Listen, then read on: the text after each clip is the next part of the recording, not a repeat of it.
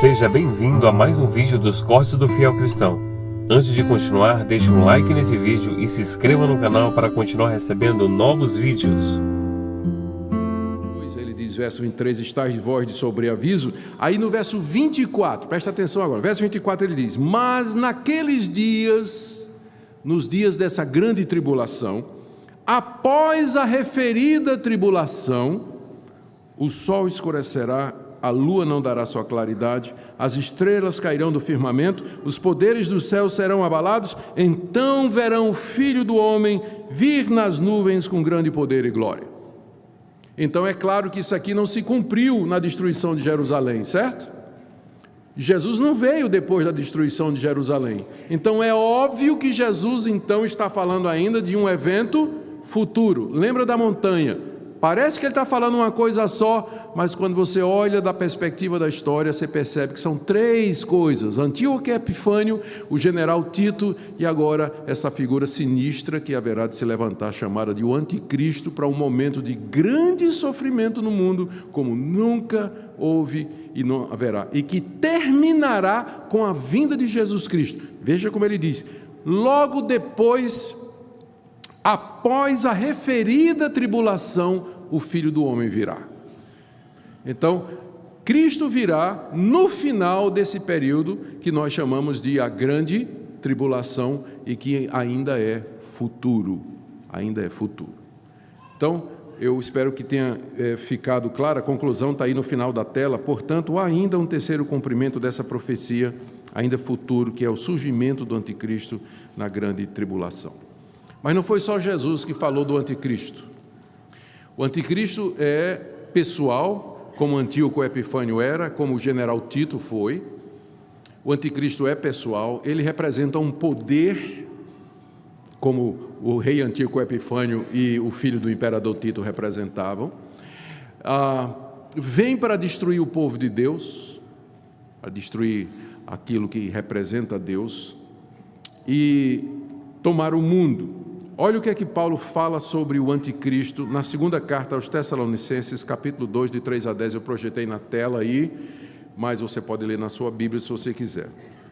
Os Tessalonicenses estavam dizendo, Cristo vai voltar, Cristo vai voltar. E Paulo respondeu dizendo, ninguém de modo nenhum vos engane, porque isso, a vinda de Cristo, não acontecerá sem que primeiro venha a apostasia e seja revelado o homem da iniquidade, o filho da perdição. Ele está falando do abominável e da desolação, o qual se opõe e se levanta contra tudo que se chama Deus ou é objeto de culto, a ponto de assentar-se no santuário de Deus, ostentando-se como se fosse o próprio Deus.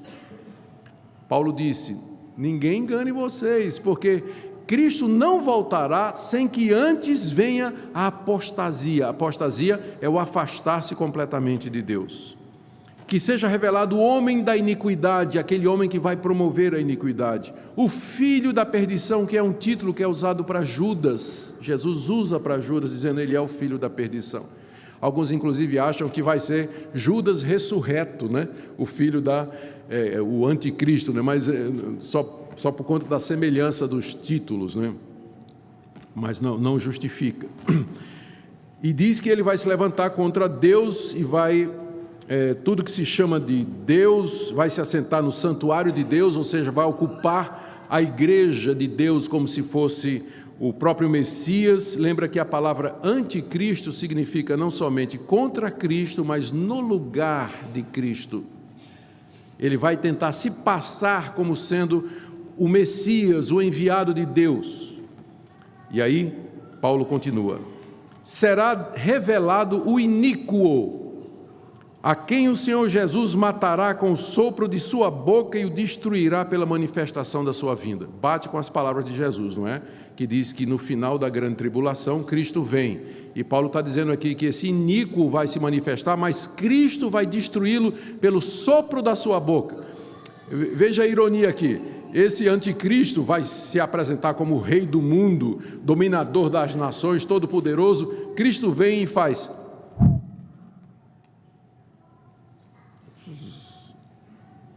Se acaba, né?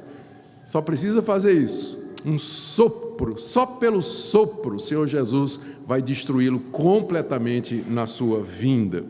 E ele diz, olha, Paulo, o aparecimento do iníquo, que é esse filho da perdição, é segundo a eficácia de Satanás, com todo o poder, sinais, prodígios da mentira, com todo engano de injustiça aos que perecem. Ou seja, você vê que a imagem do anticristo que Daniel falou, ela vai sendo construída, não é? Daniel disse que ele se levantaria contra o povo de Deus, acabaria com o culto a Deus, profanaria o templo de Deus, colocaria fazia parar a adoração a Deus. Jesus acrescentou o elemento da destruição e da tribulação e do sofrimento quando houve igual, e Paulo agora já constrói, está dizendo que ele vai se levantar como se fosse o próprio Deus, um grande líder religioso, civil, militar, não é? Que vai dominar toda a realidade e vai se levantar contra a igreja, e ele vai usar para isso sinais e prodígios. Ele vem ao final aí, ó. Ele vem segundo a eficácia de Satanás, com todo o poder e sinais e prodígios da mentira. É por isso que o pessoal às vezes acha que nós, os reformados, a gente não acredita em milagre, porque a gente sempre coloca algumas observações, algumas reticências com relação aos milagres. É que a Bíblia diz que os milagres, eles não são somente sinais da ação de Deus, mas eles são sinais da operação do espírito da mentira. O diabo faz sinais, não são verdadeiros, mas ele ilude. Há demônios que são especializados em iludir as pessoas, como se eles pudessem fazer coisas sobrenaturais, adivinhando o futuro. Por isso você vê religiões inteiras aí que vão consultar os mortos e pensam que estão falando com os que já morreram, mas é o diabo, os demônios iludindo as pessoas. Gente que vai atrás de curadores aí, são falsos sinais feitos pelos agentes do anticristo para iludir as pessoas. É por isso que nós reformados, a gente não fica muito impressionado com os milagres modernos, porque a gente sabe que o diabo também faz, que o anticristo faz também, que os falsos profetas também iludem as pessoas com isso. Por isso que o nosso foco é na Bíblia. Os verdadeiros milagres nos quais nós temos que acreditar, eles estão registrados na Bíblia. E é nesses e naqueles que a gente tem que acreditar de todo o coração. Que Deus pode fazer milagres hoje, é claro que Ele pode, Ele é Deus. Mas Deus não requer que a nossa fé hoje seja baseada na crença em milagres contemporâneos. O que Deus requer é que sua fé seja baseada na crença naqueles milagres que estão registrados na Bíblia. Então, eu tenho o direito, se alguém chegar para mim e dizer, olha, Deus me curou, eu posso ter o direito de dizer, ok, né? Não vai abalar a minha fé. Eu já contei histórias aqui de situações que pessoas disseram que houve um milagre e tudo mais. Eu comecei a conversar e disse para a pessoa, olha, eu quero expressar aqui a minha desconfiança de que não foi milagre, coisa nenhuma, perdi um amigo. Então, eu hoje aprendi a lição, eu não discuto experiência pessoal das pessoas. As pessoas chegam para mim e dizem assim que tiveram uma experiência extraordinária de visão, anjo, língua, cura e tudo mais. Eu não entro na experiência da pessoa. Se quiser discutir o que a Bíblia diz, nós vamos. Mas eu não vou julgar a experiência das pessoas, que eu já perdi amigos por conta disso, né? Muito bem. Então o apóstolo Paulo fala isso sobre o anticristo, mas não ele só. Também o apóstolo João. Próximo slide, por favor. O que é que João nos fala? Dá para desligar, Alexandre, por favor? Espero que não prejudique aí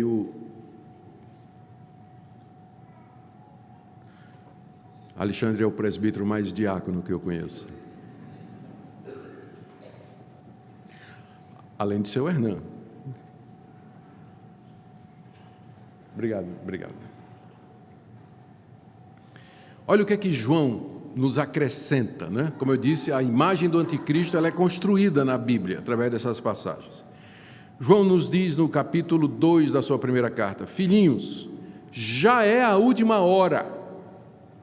Quando João está dizendo isso, é porque alguns cristãos pensavam que a última hora ainda é um evento futuro.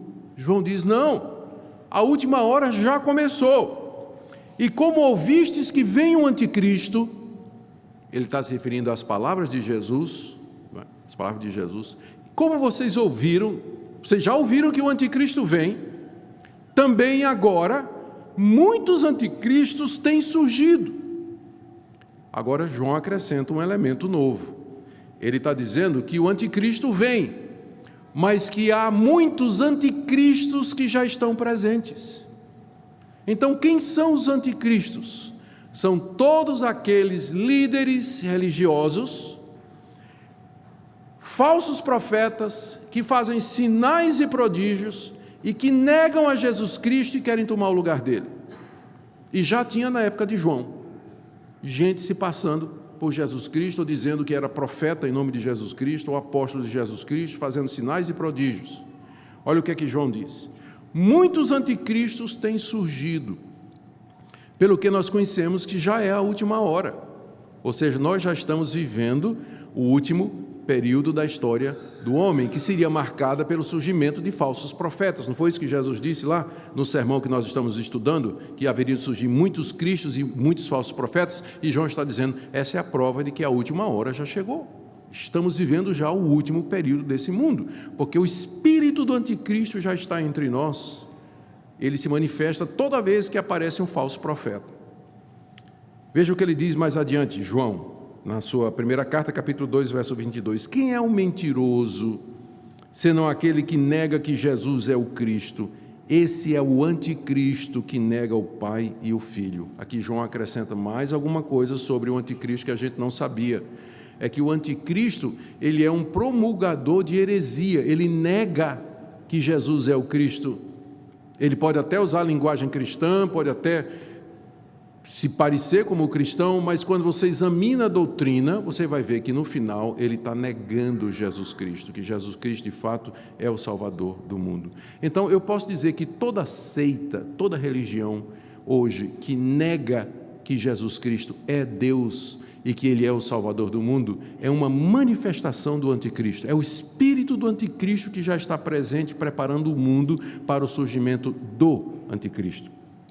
É por isso que os reformadores, eles disseram que o Papa é o anticristo. Está na confissão de fé de Westminster, que é adotada pela nossa igreja. Lá está dizendo que o anticristo é o Papa.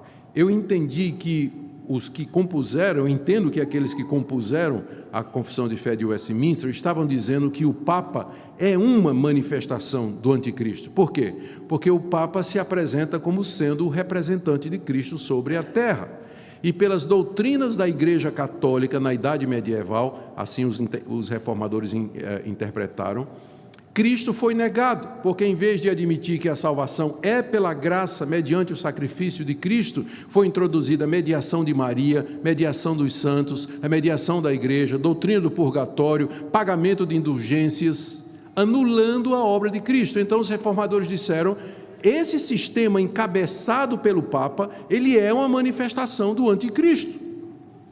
E é por isso que nós, na igreja reformada, não só os presbiterianos, mas a igreja reformada em geral, nós olhamos para a igreja católica sem condições de reconhecê-la como sendo uma manifestação verdadeira da igreja cristã.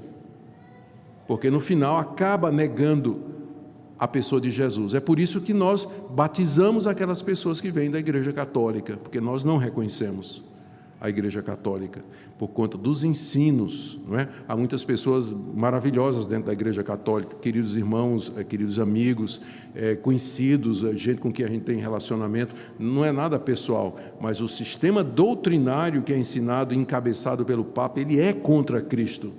Por isso que na reforma, os reformadores disseram que o Papa é o anticristo, é a manifestação do anticristo. Na 1 de João, capítulo 4, de 1 a 3, olha o que é que João diz. Nisto reconheceis o Espírito de Deus. Todo espírito que confessa que Jesus Cristo veio em carne é de Deus. E todo espírito que não confessa a Jesus não procede de Deus. Pelo contrário, esse é o espírito do anticristo, a respeito do qual tendes ouvido que vem e presentemente já está no mundo. Vocês ouviram que o anticristo vem? Sim. Mas o espírito dele já está no mundo. Da mesma forma que o Espírito de Deus está no mundo, habita no meio do seu povo, age no mundo, o Espírito do Anticristo também está presente. Você pode ver o Espírito do Anticristo como antítese do Espírito Santo. Ele já está no mundo. Da mesma forma que o Espírito Santo enche, levanta pessoas que falam a palavra de Deus, o espírito do anticristo levanta falsos profetas com falsos ensinamentos e lhes dá poder para fazer sinais e prodígios para enganar as pessoas. É isso que João acrescenta. E ele diz, é por isso que nós já estamos nos últimos dias. Próximo slide. Também no livro de Apocalipse, eu devia colocar essa figura depois da leitura, né? No capítulo 13 do livro de Apocalipse, o apóstolo João relata, ele dá uma descrição do anticristo, usando a linguagem altamente simbólica e figurada que nós temos no livro de Apocalipse, né? A figura é essa, desse leopardo aí, não é? Com 1, 2, 3, 4, 5, 6, 7 cabeças, 10 chifres, garras de urso e que sai do mar. É assim que João descreve, né, simbolicamente o anticristo. Olha o texto, né? E aí é a última vez que a Bíblia vai falar do anticristo, e aqui é mistério, irmãos, viu? É mistério. Aqui tem muita coisa que a gente não entende o que é que João viu, não é? Porque a linguagem é muito simbólica. Vi emergir do mar uma besta, a besta é o anticristo, que tinha 10 chifres, 7 cabeças, e sobre os chifres 10 diademas, e sobre as cabeças nome de blasfêmia. A besta que vi era semelhante a leopardo, com pés como de urso, boca como de leão. Voltando aí, era isso aí. É que talvez na figura não dê para ver a distância, mas eles colocaram as coroas aqui, na base dos chifres, né, os diademas, como João viu. Voltando. E deu-lhe o dragão aqui é Satanás, né? E deu-lhe o dragão o seu poder, como Paulo tinha dito, né, que a aparição do anticristo é segundo a eficácia de Satanás. O anticristo aqui é representado como essa besta que sai do mar, lembrando que na Bíblia o mar sempre representa o poder das nações. Isso aí seria outra aula, né, para falar sobre isso, mas representa o poder das nações. Então ele surge de lá como esse animal feroz, e o dragão, que é o diabo, lhe dá o seu poder, o seu trono e grande autoridade. Então vi uma de suas cabeças como golpeada de morte, uma dessas 7 cabeças aí, né, recebeu um golpe fatal, mas essa ferida foi curada, e toda a terra se maravilhou, seguindo a besta, e adoraram o dragão que deu sua autoridade à besta, e também adoraram a besta, dizendo, quem é semelhante à besta? Quem pode pelejar contra ela? E foi dada à besta, que é o anticristo, uma boca que proferia arrogâncias e blasfêmias, que é exatamente Antíoco Epifânio e todas as outras manifestações, não é?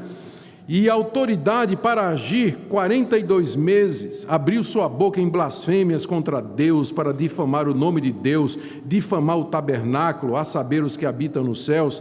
Foi-lhe dado também que pelejasse contra os santos e os vencesse, como Antíoco Epifânio subjugou o povo de Deus no Antigo Testamento. E deu-se-lhe ainda autoridade sobre cada tribo, povo, língua e nação, e adorá-la-ão todos os que habitam sobre a terra, aqueles cujos nomes não foram escritos no livro da vida do Cordeiro, que foi morto desde a fundação do mundo.